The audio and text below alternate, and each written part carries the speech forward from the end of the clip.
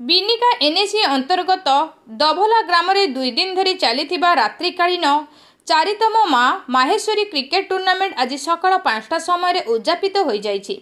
एथिरे मुख्य अतिथि भाव में चाषी नेता तथा समाजसेवी भीमसेन साहू, सम्मानित अतिथि भाव में बीजेपी सक्रिय सदस्य भुवनेश्वर पात्र, पश्चिम ओडिशार जनाशुना कीर्तन कलाकार प्राणबंधु पाढ़ी, दभला ग्रामर युवक संघ सभापति गोपाल चंद्र बारिक, बिनिका आंचलिक सांबादिक संघ सभापति सृजन पंडा, डबला ग्रामर क्रिकेट प्रेमी स्वप्नेश्वर नायक जोगदे खेलाड़ी मानक उत्साहित करथिले।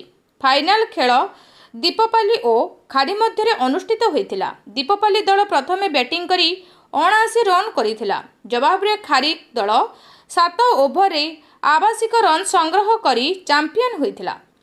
प्रभात नायक और अविनाश नायक स्कोरर दायित्व तुलाइथिबा बेले शशांक शेखर दास और भवानी शंकर जगदला धारा विवरणी प्रदान करथिले। ग्रामर समस्त युवगोष्ठी सहयोग करथिले।